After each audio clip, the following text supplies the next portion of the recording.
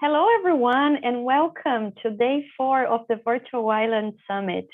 My name is Thais Maciel, and I am the Marketing Director at Island Innovation. We are a global network and a full-service agency helping drive sustainable change across island communities worldwide. I am very happy to be presenting this session entitled the Airspace Tribunal. Before we begin with this amazing content, I invite you to use the chat function to introduce yourself, to share your social media profiles, and to let us know where you are joining from. You will see in front of your screen right now a poll. So if you can please answer to us what's your region and what sector you belong to. We are very curious to get to know you better. I'm gonna choose South America because I'm based in Santa Catarina Island in the south of Brazil, and private sector in event management, marketing, and other communications. Let's see, how about you? Let me see if there is anyone saying hello in the chat. Hi, my colleague Christian, who is Hi, Benjamin. Benjamin knows Santa Catarina Island. Nice. So we have the majority of people here today is from North America. Interesting. We have some people from Europe and the Pacific too. It's very early for you, I think. Thank you for joining us. Most of people here belong to the private sector and are working with waste, circular economy, management consulting. Okay, very different industries. Nice. Welcome and thank you for joining us again. I would like to introduce to you our moderators today, Professor Shona Illingworth and Nick Grief. Please open your cameras and join me on the screen. Hi, Professor. Hello, Nick. Thanks again, everyone, for being part of this year's Virtual Island Summit. And I will now hand over to our moderators, Shona and Nick. Thank you very much. Thank you very much for that introduction. And a very big thank you from Nick and I to James Elsmore and all the team at Island Innovation for inviting us for the session. And also a very big thank you to our speakers, Ariana Tibon and Jairus Grove, who will be speaking after us. First of all, Nick and I just wanted to give you a brief introduction to the Airspace Tribunal and the background to setting it up. So one of the things that we have been increasingly conscious of is how the sky and our relationship to it are being radically transformed by technologies such as artificial intelligence, weapons and surveillance systems, and also by pollution and global warming. And the technological developments mean that this transformation is accelerating and growing in complexity. And constant competition is driving constant competition between states, is driving the weaponization of airspace ever deeper and ever wider into all aspects of life. So we are increasingly now subject to expanding commercial and military exploitation of technology and airspace and outer space, and to the consequences of environmental change. And these are not distinct from each other, they're intricately connected, and that's something that I hope we can discuss today. These pressures and are particularly a particular concern for small island states. And Nick and I feel very strongly that these associated threats are not adequately addressed in the contemporary legal framework. And so there's an urgent need for new thinking. And one aspect of this is the airspace and outer space requiring one aspect of development that is required is the human rights dimension of airspace and outer space. So in 2018, Nick and I established the Airspace Tribunal, which is a people's tribunal. And we established it to examine the case for and against the recognition of a new human right to protect the freedom to live without physical or psychological threat from above. And as a people's tribunal, it's very important that the development of the proposed human right draws on a wide range of expertise and lived experience, and that it engages the public in these discussions. So I very much hope that everyone here will contribute to these discussions or participate in these discussions. We have a bit of time at the end of this session reserved for Q&A and discussion. In taking this approach and in establishing the People's Tribunal, and Nick will talk a little bit more about this, it challenges the traditional state-centric view of how international law is normally created, and also the narrow terms by which airspace is represented and understood and defined in law. Shona, thank you very much indeed. Let me turn to the Airspace Tribunal in a little bit more detail and the background to this proposed human right that we're advocating. Just over a century ago, in October 1919, the convention relating to the regulation of aerial navigation was concluded in Paris. For the first time, an international treaty proclaimed that every state has complete and exclusive sovereignty over the airspace above its land and sea territory. And that principle was later confirmed and restated by the Chicago Convention of 1944. Now, Professor Richard Falk, whom some of you will have heard of, I'm sure, has observed that, and I quote, "Sovereignty based on territorial boundaries and international recognition tends to override human rights concerns whenever the two sources of rights clash," end quote. But human rights can be vulnerable even where there is no sovereignty.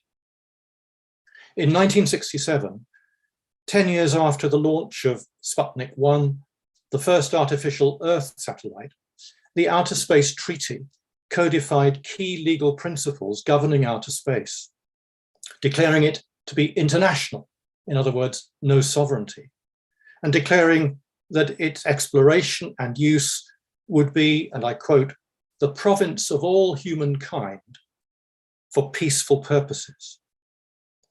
Today, though, as we will recognize, that regime, that outer space regime, is under increasing pressure, especially from powerful military interests. Last November, for example, with echoes of the United States Star Wars program of the 1980s, a Soviet-era satellite was destroyed in space as part of a Russian anti-satellite weapons test. Could people here on Earth really remain unaffected if war broke out in space? We urgently need to reconsider the uses of outer space and airspace, and especially how states exercise sovereignty over the airspace above their territory. We need a renewed emphasis on human rights protection. After World War II, the adoption of the Universal Declaration of Human Rights and of regional instruments like the European Convention on Human Rights marked the inception of modern international human rights law.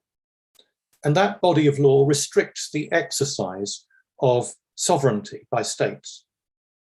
Arguably, though, the rights proclaimed in these and other instruments are no longer sufficient to protect people against threats experienced from or through the airspace. Developments in surveillance and military technology and increasing existential threats from nuclear and conventional weapons and from environmental pollution demand a radical response to the rapidly changing uses of airspace and outer space and the growing disparity of power. A response befitting what the Universal Declaration's preamble calls the inherent dignity of all members of the human family.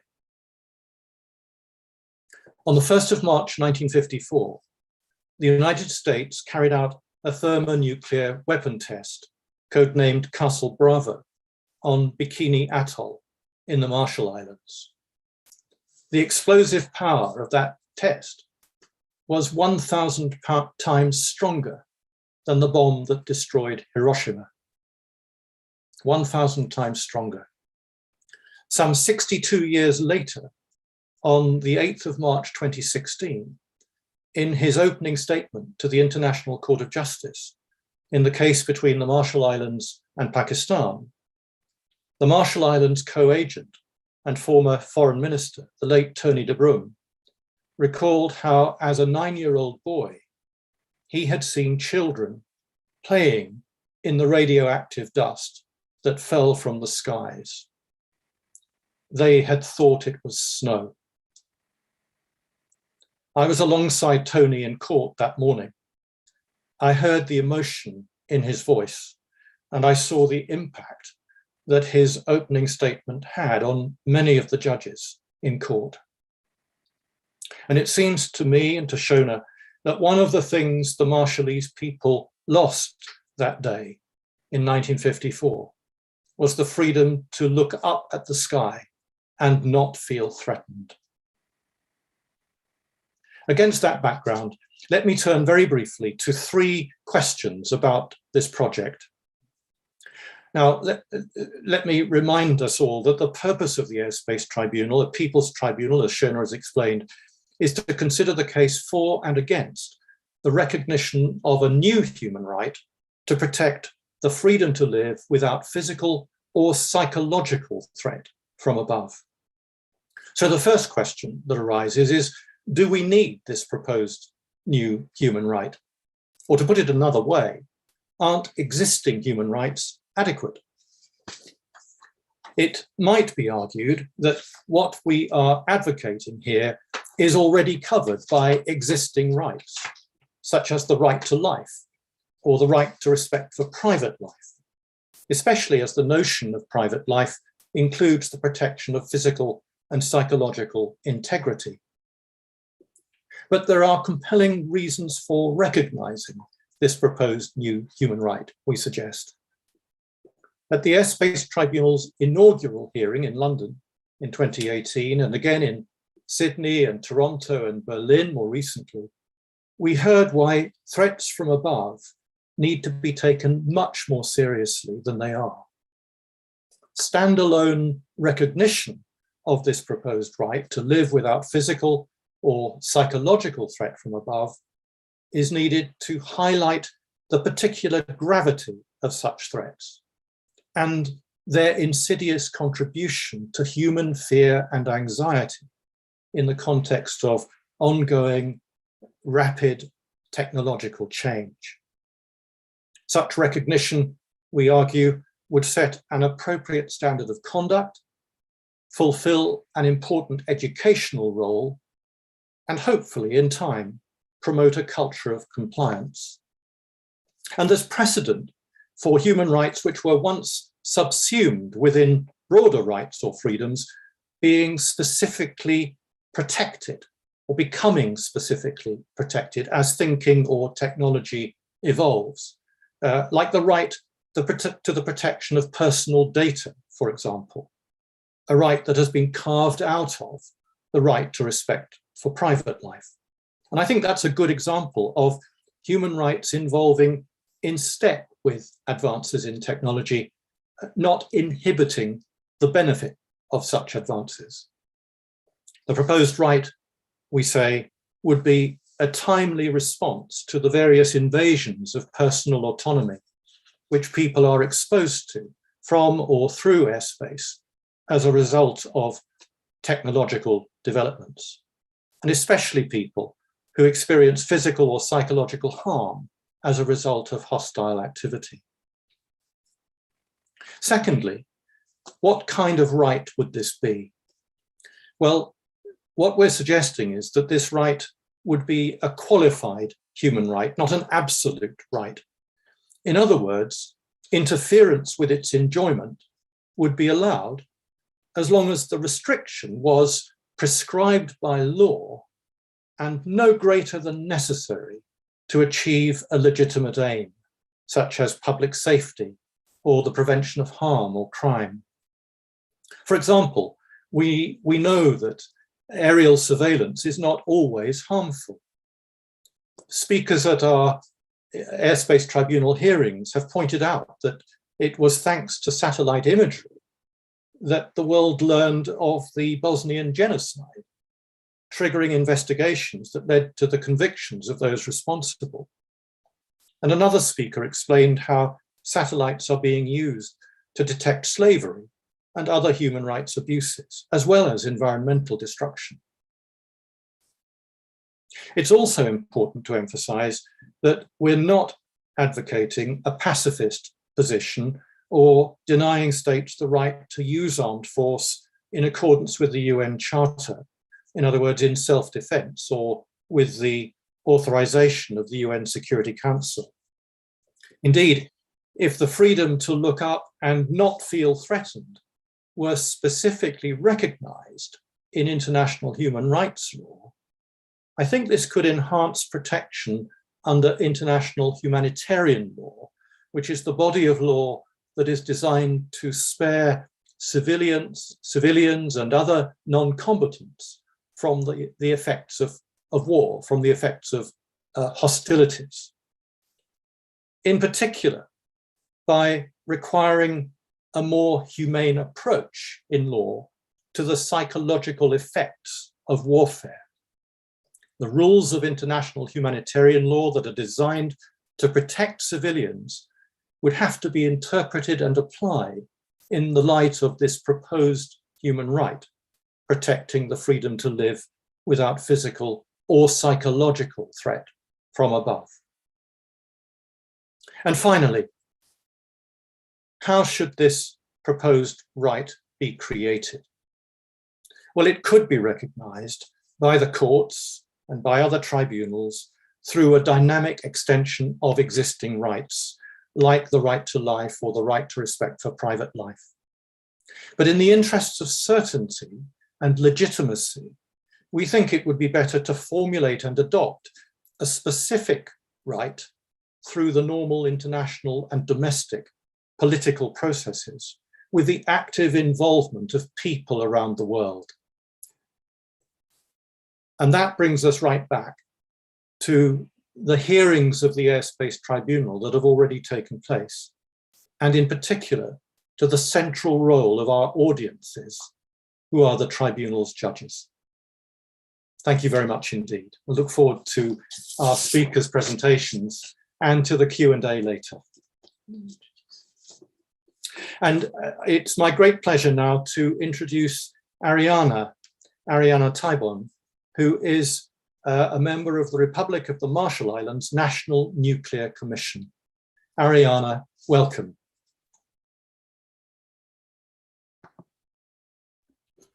Hi, thank you. Thank you very much, Professor Shona and Mr. Negri, for providing a very thorough background of where we are today in terms of this effort to have a new human right be proposed. And just to answer briefly the first question, do we need this human right and are existing rights adequate? I personally, honestly believe that we do need this human right just so that it is, I mean, there's a lot of reasons, but if we have this new human right, it would be clear to the rest of the world where we stand in terms of trying to live with the freedom to look up and not feel threatened. And going back to your statement of the late former ambassador and Foreign Affairs Minister Tony de Broom in his testimony in the International Court of Justice, and speaking briefly on the day the Bravo shot had detonated on March 1st, 1954. I could attest to this and say that although I was not there, I wasn't born till decades later, my family still suffers with the impacts of the nuclear testing, as I am a direct descendant of survivors to the Bravo shot. And I'm sorry, I kind of skipped my whole introduction here, but I'll just go back to briefly say thank you to everyone. Thank you to the moderator, and kumoltada in our language, to Virtual Island Summit organizers, Island Innovation, and a special kumoltada to Professor Illingworth, Mr. Grief, for the invitation to be a part of this panel discussion. Komol to our audience and everyone else that was involved today for including our voice, the Marshallese narrative, in such an important dialogue. It is truly an honor to be here and to speak on behalf of my people who continue to live with the consequences of nuclear weapons today. And just to provide a brief background about myself, my name is Ariana Tiwan. I work with the National Nuclear Commission as a commissioner and a nuclear justice envoy. And prior to becoming a commissioner, my main goal was to educate our children and our communities about the nuclear weapons testing program and the effects of such programs that hinder our livelihood today. Because believe it or not, many Marshallese are not aware about our nuclear legacy. I myself included had no clue at all that my own family were test subjects during a time of uncertainty, especially with the physical activities that were taking place in our skies. And from what I hear in my family's stories that are being passed down, prior to the Bravo shot, the communities were being shown, they were hosting movie nights and the communities were being shown movies of snow falling from the skies. And so when the test had actually detonated on the morning of, the children all ran out to play in the radioactive fallout that was blanketing our island. And this is Rongelap Atoll. And it's just the fact of knowing that this happened, and knowing that so many other events leaded up to this particular morning. And then after that fallout, then a lot of other events took place shortly after. And so I just wanted to share with our audience, you may have already known, but I think it's important to stress and to emphasize just how cruel and how horrendous the nuclear testing and the effects of fallout and radiation could be. And so on the morning of March 1st, when the bomb had detonated, as I mentioned, the children had ran out to play, and it was already 6:45 a.m. So most of the men were out in the lagoon fishing. And by midday that day, actually the fallout did not arrive until around 10 a.m. But in the morning, all they heard was just loud blasts and bright skies, and they just were not able to tell what was happening until later on when the fallout had started to arrive in the island, which is around 10 a.m. And by the end of the day, a lot of the people were feeling sick. They were feeling nauseated. Their stomach was hurting, and they just could not figure out what was happening. They felt like when they were looking around, there was sand in their eyes.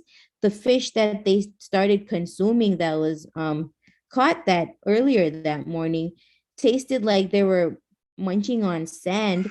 And then sorry, I'm not sure if you can hear my baby screaming in the background. It's 5 a.m. here and sorry, hold on. I am so very sorry.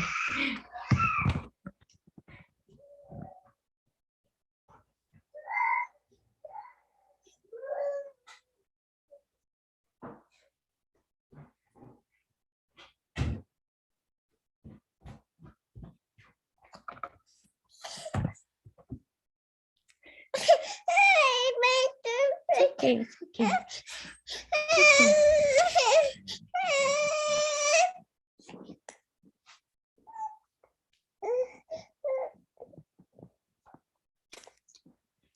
Okay, sorry.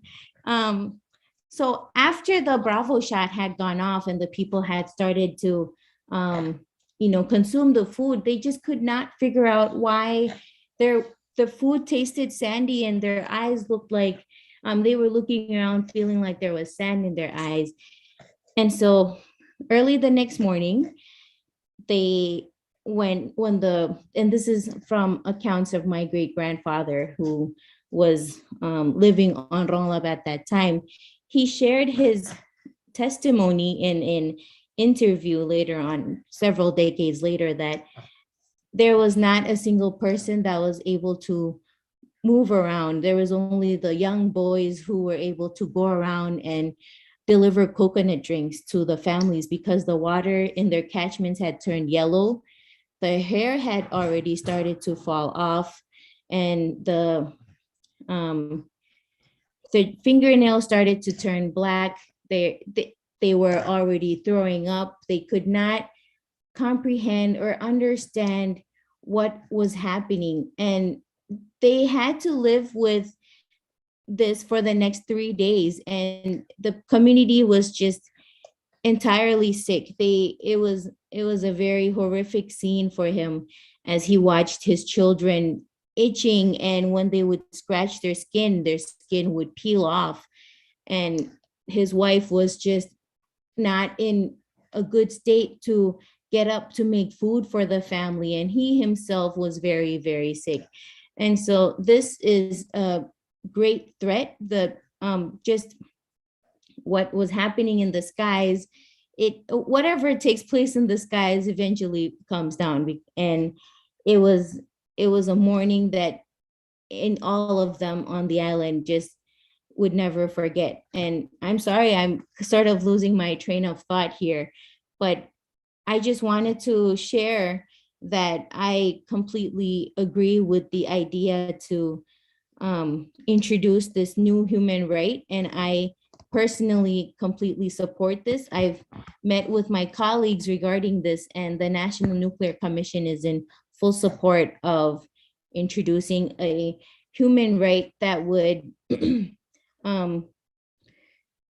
protect the freedom to live without physical or psychological threat from above.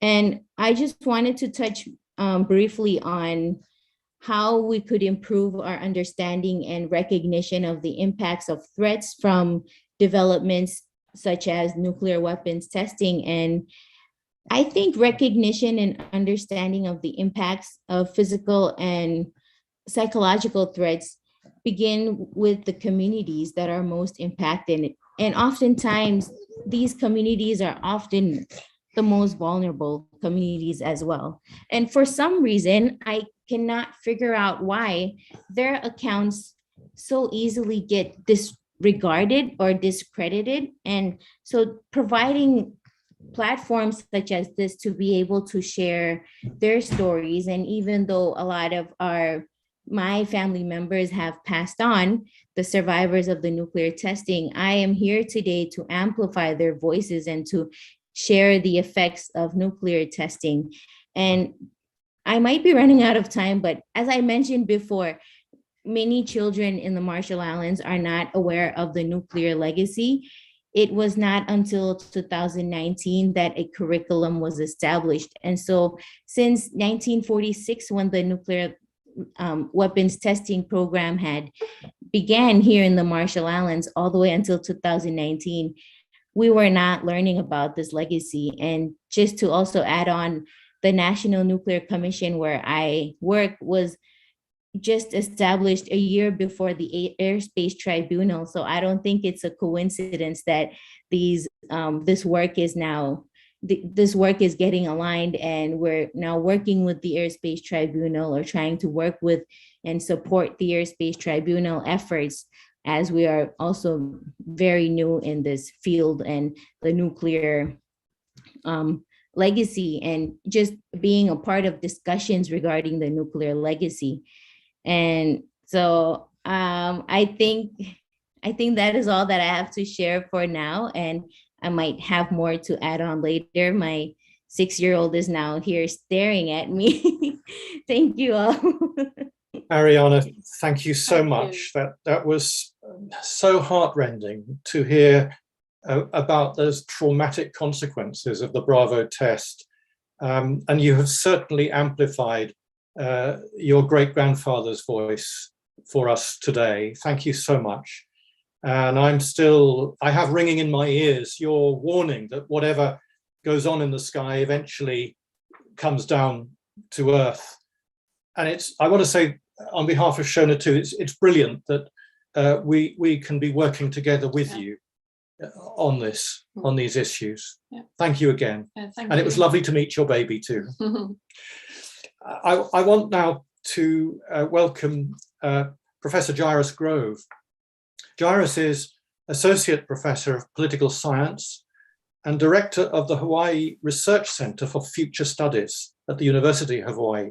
We've actually met with Jairus before, Shona and I.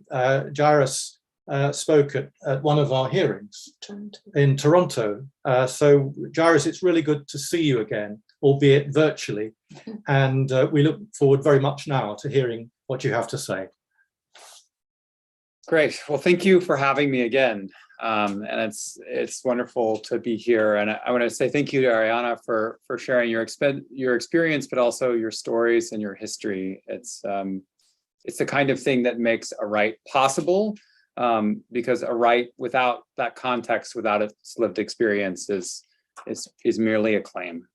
I have a couple things that I want to talk through. One, which is to think a bit more about how airspace became a burden. It's impossible to imagine, before the 20th century that anyone would ever feel, in some sense, the weight of air. In fact, in the 17th century, what exactly air was, even in the later 18th century, was up for debate. And so this idea of air becoming something palpable, something we could feel, I think it has a very specific history. So in 1911, Lieutenant Giulio Gavari of the Italian Air Force was the first one flying a single engine plane to decide to drop 4 grenades on a Turkish camp over Libya near Tripoli. It's amazing to think what had happened at this moment. Air flight was relatively new. It could transport someone from place to place. But the idea that one would take advantage of one's height and the vulnerability of those below to inflict death was in some sense a novelty. In its initial reception, there were many who felt like it was de facto a violation of the norms of war, because at the bedrock of the various laws of war, as they had developed both in religious and moral context, but also in legal context, there was a basic assumption that the combatants of war would bear the risks, the kind of liabilities of war in some sense equally, which is not to say that each side of the war didn't want to win, but that in entering into war, each side understood that they could die.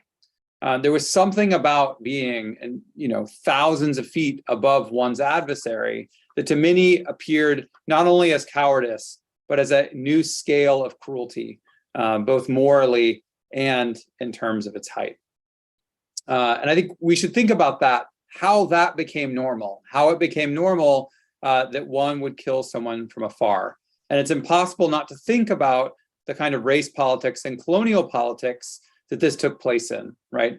Italy's invasion of North Africa, its fight with Turkey, and the ways in which that's transpired. I think the next sort of major historical event that I want to think about is Reagan's bombing of Gaddafi in 1986, also in Libya. The use of cruise missiles became a very significant change, not in the legal order, but the ways in which technology could seemingly find its way around the legal order. So even though it's unlikely that we would have invaded Libya at the time, Reagan would not have had the support for that. It was certainly unlikely that we would have deployed even the necessary infrastructure to have regular air power over Libya the way that we normally think of an air force.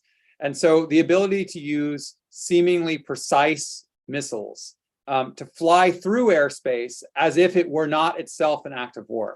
A certain assumption happens where we begin to believe that if it is unmanned, quote unquote, right, if it is not a human being that transgresses the boundaries of sovereignty, somehow it's not the same thing as an incursion of war. So it's not hard to see the way that this sort of transpires. And then by the time we have the drone wars in Iraq and Afghanistan, 17,000 people are murdered, often in their beds, in their homes, at soccer matches, at weddings. There are stories of those who knew they were marked for death, and because they were so terrified for their families, tried to sleep in fields by themselves for weeks at a time, waiting for the drones to come. Something happens where it's not merely the use of air for murder, but a kind of atmosphere we now have to live in of anticipation that violence can come from above at any moment. German philosopher Peter Sloterdijk, I think, has put it best. He refers to it as a form of atmo-terrorism, that air itself becomes a weapon. For him, this is the convergence of this world where death can come from above, and also the world of poison gas and environmental destruction, where the air we share and the air we breathe, the thing that we by definition cannot call a property or a sort of singular claim, the thing that we have to share, otherwise our respiratory systems don't work, suddenly becomes something we can't trust. So that's one, how airspace became a burden. Two, what is the claim of right to airspace? I think, I'm very appreciative of the introduction that Nick gave, but it strikes me it's a very different kind of claim, precisely because it cannot be an individual right. It's not like a right to privacy where the desire is to be left alone, because that is too lonely. A right to airspace is actually a right to share. It's a right to be part of a commons and a demand that we leave a certain kind of right thought of in a form of what we call methodological individualism, where we start with the self, and instead think about the ways that a people makes a claim to a right. How does a form of life flourish? How does a community flourish? How does a sense of belonging develop under the weight of oblivion? And I think that calls for us not just to rethink the sort of individuality and the way that we think about ourselves as bearers of rights, rather than thinking about the ways that collectivities and a commons is an inheritance to a people. It also requires that we think beyond the human. A right to air is not merely a right for those of us who can be speaking and rights claiming individuals. It's also the right for those that fly through the air, that swim under the air, that live in the air, and that we share. It's the right of trees, it's the right of mountains to produce that atmosphere so that we can flourish as we exhale CO2 and desperately need oxygen. It is a system or an ecology of air for which now we need some form of protection. Why now in the Pacific? Number three, the Marshall Islands and the devastation wrought by nuclear testing, French Polynesia and the nuclear bombings that didn't end there until 1996. The fact that every day, as Chamorro scholar Ken Cooper says, Guahan lives as the tip of the spear of life between the US and China, which is to say they're the first ones bombed or the first ones to bomb. That's produced a system where air, the ability to live as if one were not imminently in war, has now come at odds with the basic concepts of self-determination, which we were meant to try to live as a global society. How can the Marshall Islands, how can Guahan, how can Hawaii ever live or even make a claim to self-determination if the very life and the environment and the air that requires is always just continuously under threat? The 30 minutes or less of ICBMs, the slow but almost anywhere at any time death delivery system of drones, the immense capacity of air forces, the burden placed for the infrastructure for that air power to happen. This, I would say, says that any call for the right to air may need to be more than that circumscribed in the introduction. we have to ask, when we want a right that has the interests of legitimacy in mind, legitimacy for whom? I think this is one of the hardest problems, is that this right, which is an absolute necessity for people to be able to live their lives and not live in a constant state of anxiety, is also a demand against a system of state and interstate warfare and state and interstate policing, for which the state has lost its right to, which is to say it forfeits its legitimacy precisely because of its centuries of abuse. In this way, I think a right to airspace is a more radical demand than merely one right amongst other rights. It is not to remove the layers of the Russian nesting dolls, but it is to assert that all peoples have a common heritage to their ability to live and breathe without fear. For this, I fully affirm a right to airspace, but one that is an abolitionist call against the forms of interstate conflict, the banal claims of self-defense, which are often preludes to war, and also the ways in which even policing finds itself in the air. Lest we remember the MOVE bombings in Philadelphia, in which even the police on their own soil found their way to use a helicopter to burn families from the inside out. Thank you.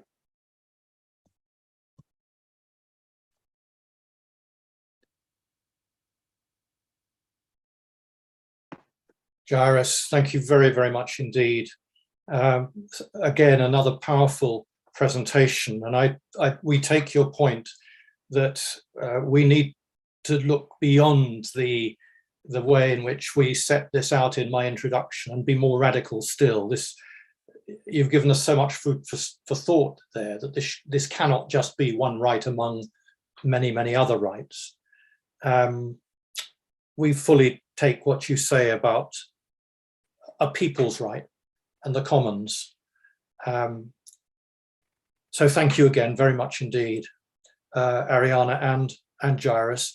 We have a little bit of time left, I think, for some questions. Shona, can you look in the chat and just see if we have particular questions? There's been a great deal of very, very well-made points in the chat. We've got 2 more messages. And some more messages in the Q&A. While Shona is looking, I have one observation which goes back to Ariana's presentation and Ariana, your baby's appearance. Your baby very powerfully spoke to us, I think, about the fact that what we're talking about here is not just for the present generation, but it's for future generations, including generations unborn, as the International Court of Justice put it in its advisory opinion on the legality of the threat or use of nuclear weapons. We have to have a perspective that embraces not just the present or even the immediate future, but the lives of generations as yet unborn.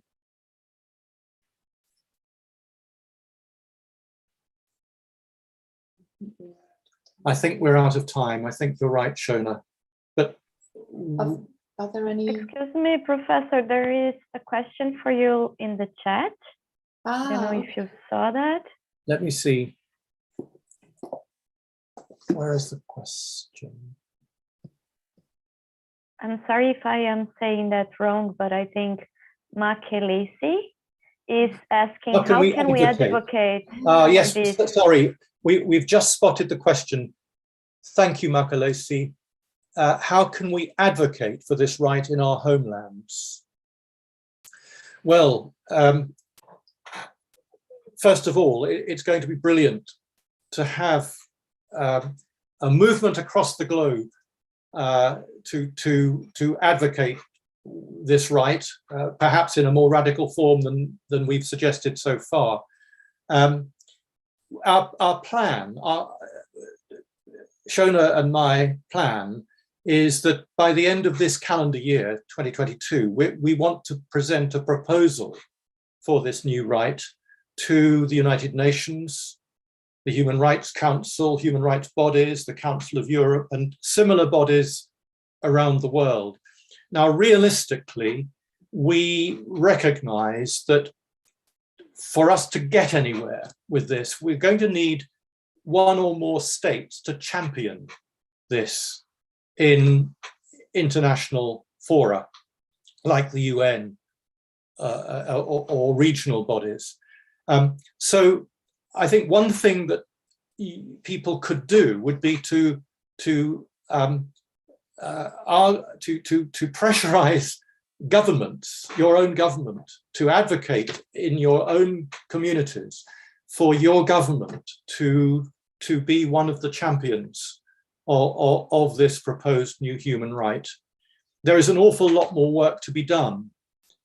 Merely presenting the proposal by the end of this year is going to be the end of the first stage, if you like. There's going to be an awful lot of work still to be done. But I think one thing you could do would be, and we will be able to have a record of everybody who's been involved in this discussion this evening, to go back to your own governments and administrations and urge them in whatever way seems good to you to get behind this initiative, because we want this very much to be a global movement. We certainly don't want to keep this to ourselves. The whole idea of setting this up was that we should give it up and pass it on and get this moving around the world. And I think a session like we've had this evening can only help in that regard. Shona, is there anything you'd like to add? No, I think that's absolutely right. Yeah. And I think the one thing I would say is that we are putting together, the proposal will be formed from all the representations that have already taken place during the Airspace Tribunal hearings, and also in this session 2 contributes to that. And we plan to make that publicly available to anyone to use and to work with. I've just noticed in the chat, in the French Parliament, Flore says, MPs from Polynesia are introducing the topic and asking for financial compensation and moral recognition. And Benjamin has made the point that this is easier to present in the so-called free world. That's a point we take on board. But I think that makes me all the more determined to press on with this for the sake of everybody, including those future generations.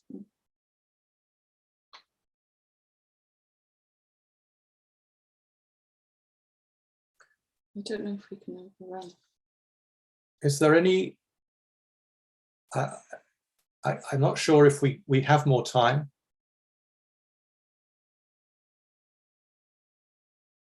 We are now nearly 5 minutes beyond our time, I think.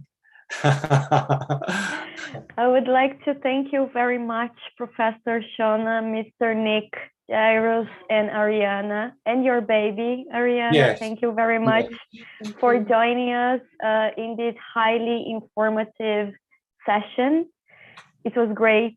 Thank you very much.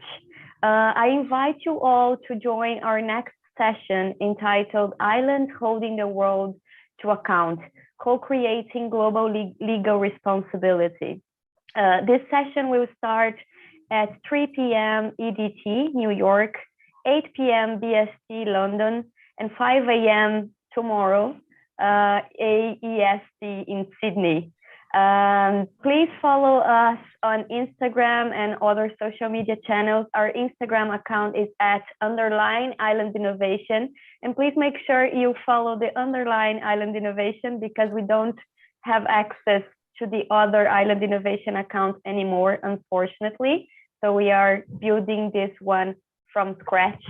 And we welcome all your feedback about the Virtual Island Summit. I will paste a link to a feedback form in the chat. And again, we thank you very much for being part of this event. Thank you. Thank you very much and indeed. I will see you soon. Goodbye, everybody. Much. Thank you, Thank Ariana, you. Jairus. Thank Goodbye, you. everybody.